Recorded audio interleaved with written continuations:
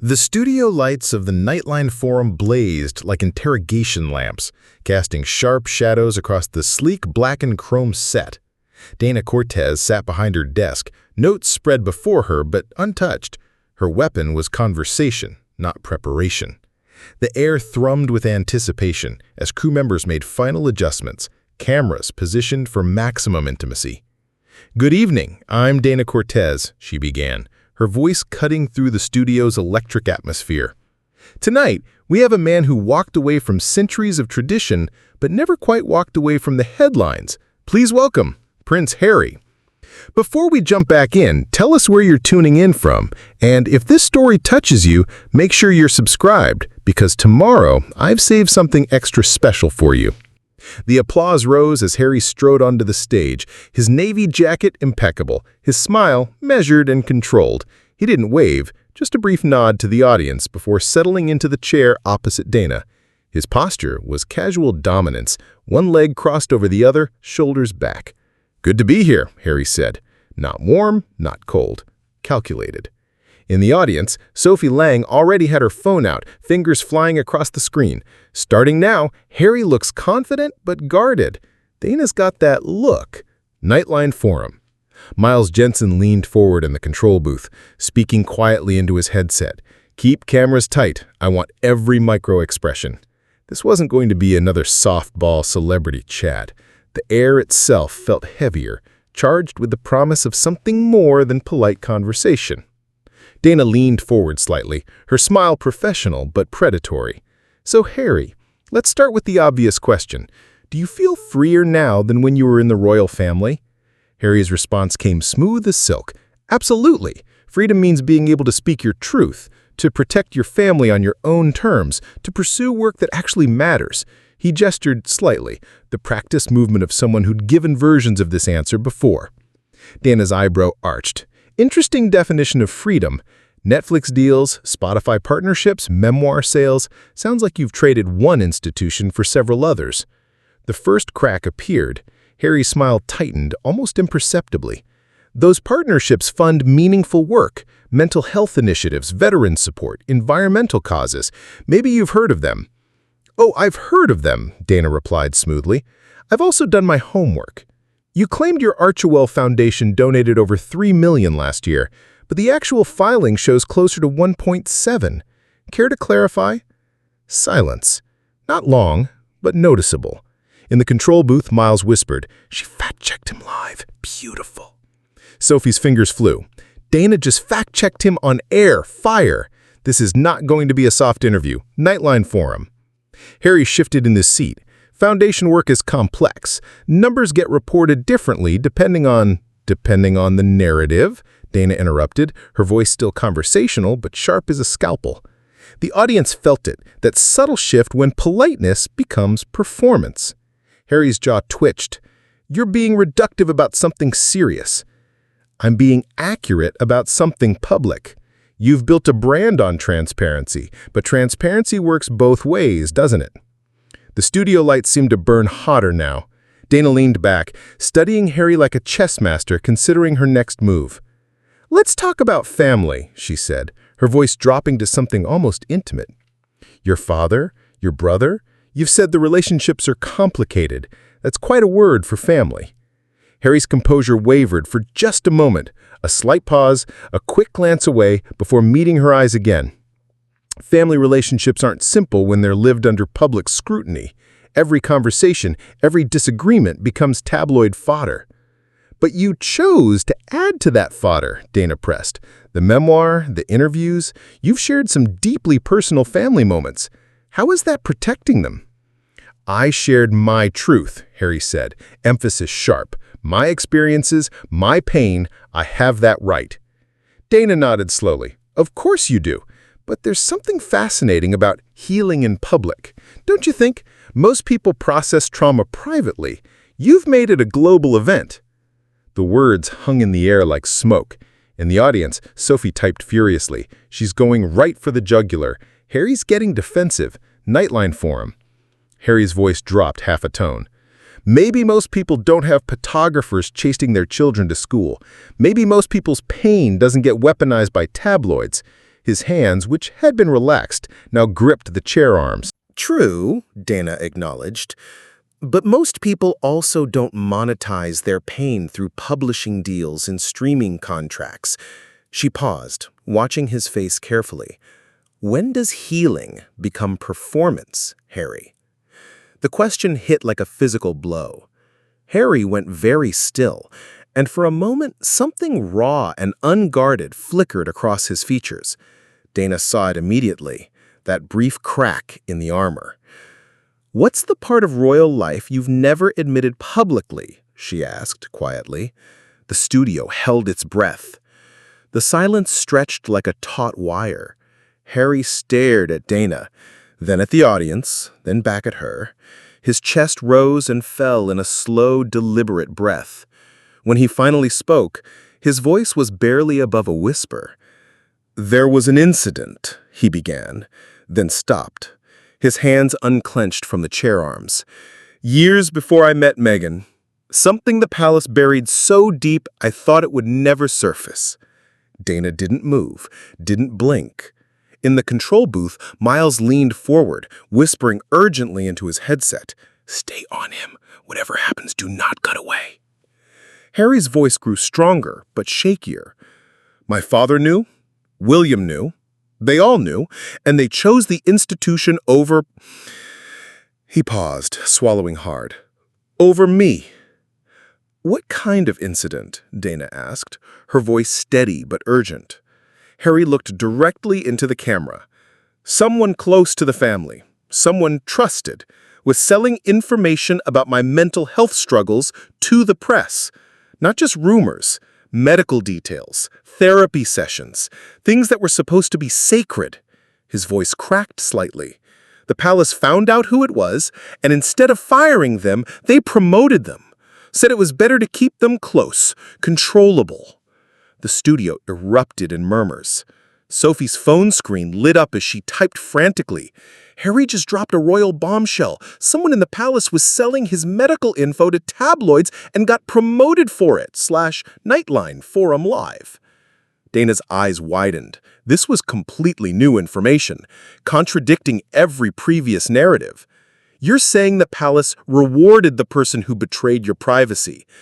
"I'm saying they chose their reputation over my recovery," Harry said, his voice now steady with anger. "That's when I first thought about leaving. Not when I met Meghan, years before." The confession hung in the air like a bomb waiting to explode. Dana's journalist instincts kicked into overdrive. She leaned forward, her voice sharp with professional precision. "If that's true, Harry, why didn't you say this before? In your book, your Oprah interview, why reveal it now?" Harry's face flushed. "Because I wasn't ready then. Because the story needed to evolve. Because public sympathy requires fresh revelations." The words hit Harry like a slap. His eyes flashed with indignation. "You think I'm making this up? You think I'm lying about being betrayed by my own family?" "I think narratives change when they need to serve new purposes," Dana replied coolly. "Your previous story was about protecting Meghan from racism. Now it's about medical privacy violations. Which version should we believe?"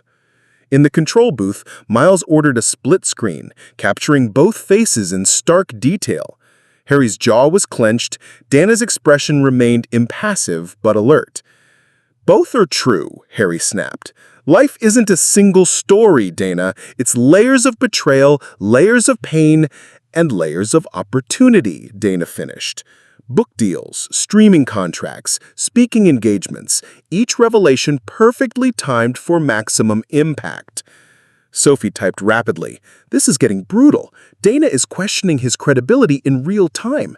Harry is getting visibly angry." Harry's voice dropped to a dangerous whisper. "You have no idea what it's like to have your trust violated by the people who were supposed to protect you." Dana didn't flinch. "Then help me understand. But understand that every time the story changes, public trust erodes a little more." "The story doesn't change," Harry said through gritted teeth. "It just gets more complete." "Does it?" Dana challenged. "Or does it just get more convenient?"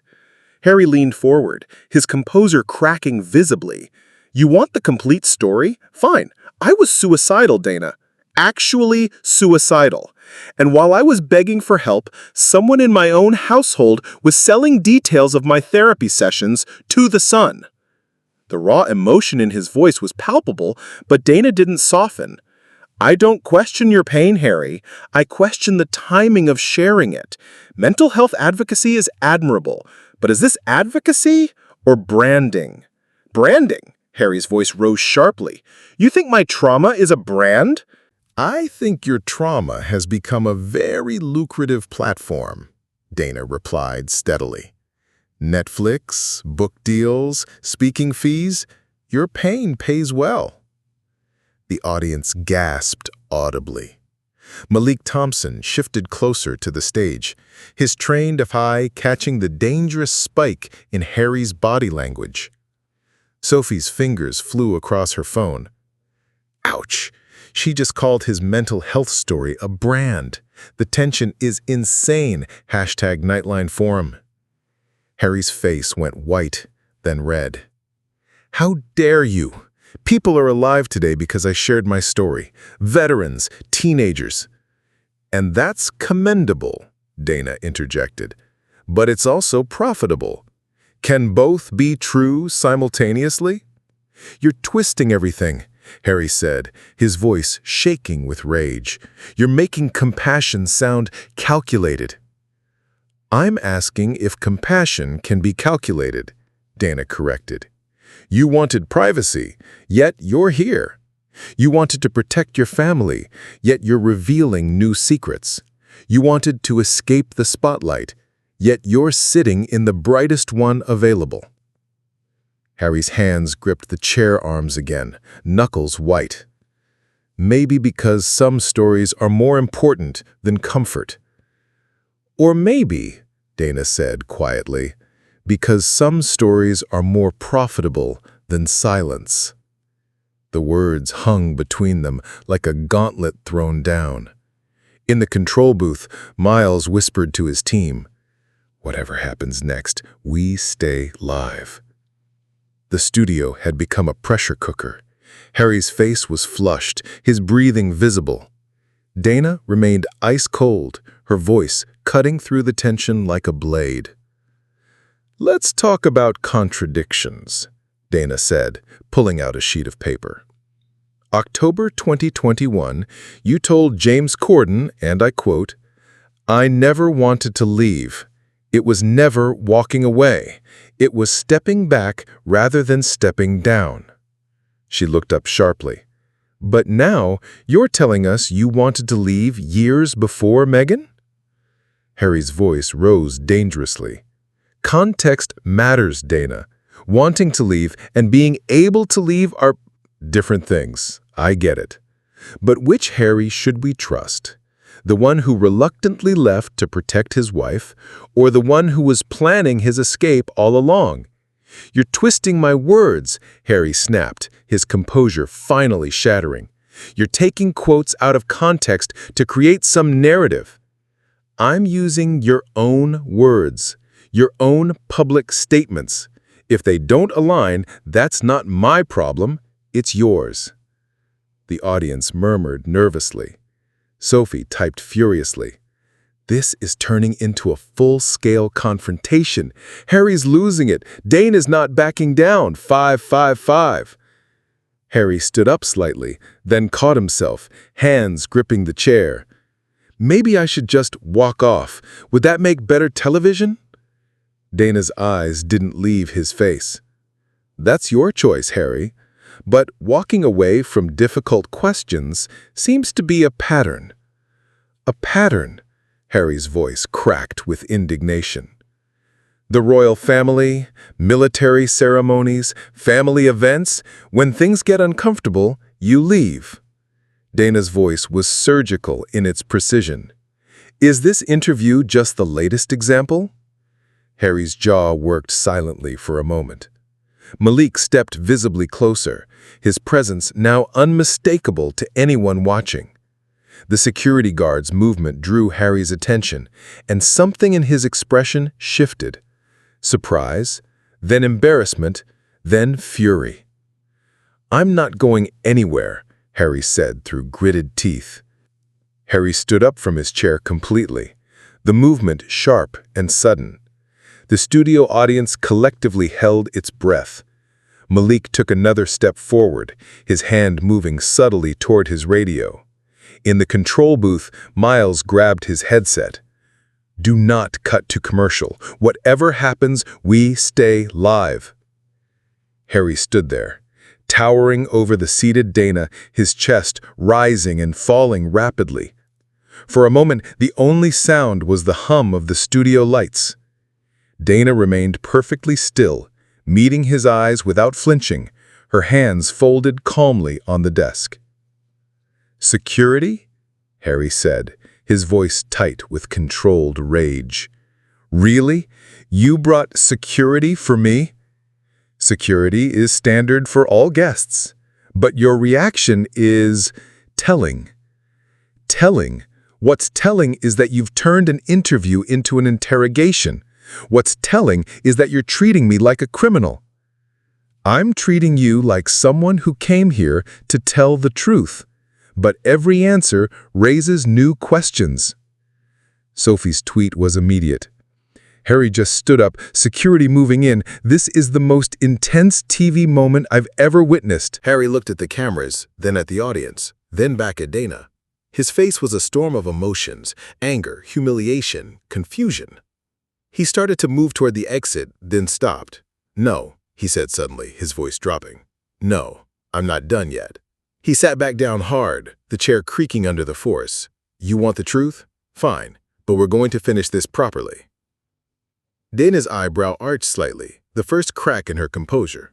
"I'm glad you're staying, because I have one more question, and it's the most important one."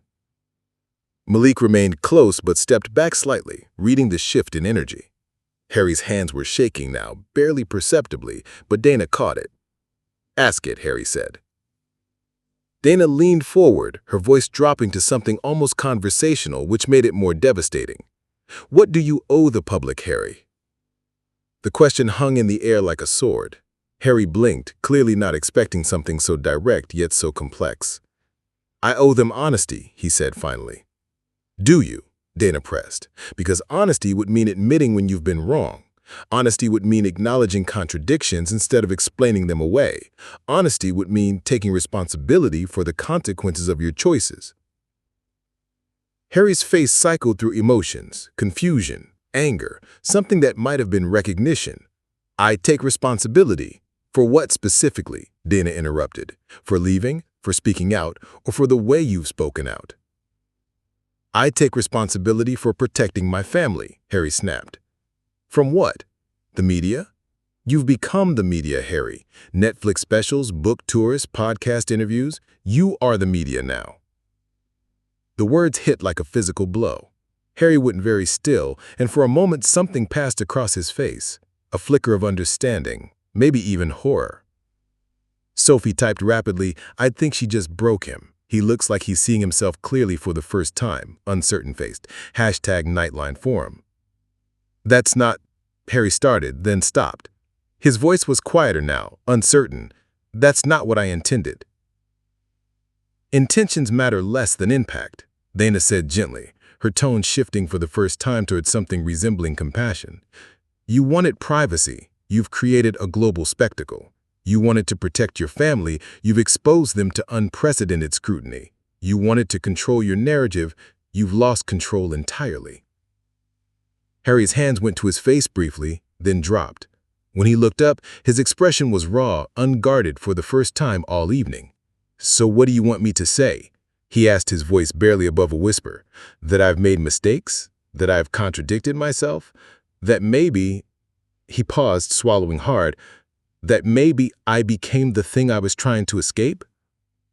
The studio was dead silent. Even the camera operators seemed to be holding their breath. "I want you to say what's true," Dana said simply. Harry stared at her for a long moment, then at the cameras, then back at her. His next words would define everything. Harry stared into the camera for what felt like an eternity. When he finally spoke, his voice was stripped of all pretense, all careful media training, all royal polish. "The truth?" He let out a shaky breath. "The truth is I don't know who I am anymore. I left one cage and built another one, didn't I? Made of cameras and contracts and righteousness." His voice cracked slightly. "I thought I was freeing myself, but maybe I just found a more profitable prison." The studio was tomb silent. Dana watched him with something that might have been respect. "I want it to matter," Harry continued, his hands trembling now. "After my mother died, after years of being the spare, I wanted my pain to mean something. But somewhere along the way," he paused, looking directly at Dana, "somewhere along the way, the meaning became the money, the healing became the brand, and I convinced myself they were the same thing." Sophie's final tweet was simple: "History made tonight. This man just broke himself open on live TV. Broken heart. #Nightline Forum."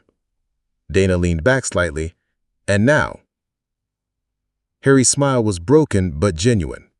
"Now I have to figure out if it's too late to find my way back to just being human. Not a prince, not a brand, not a victim. Just Harry." "Thank you for your honesty," Dana said quietly. "Ladies and gentlemen, Prince Harry." The applause was scattered, uncertain. Some viewers were moved by his vulnerability. Others saw it as just another performance.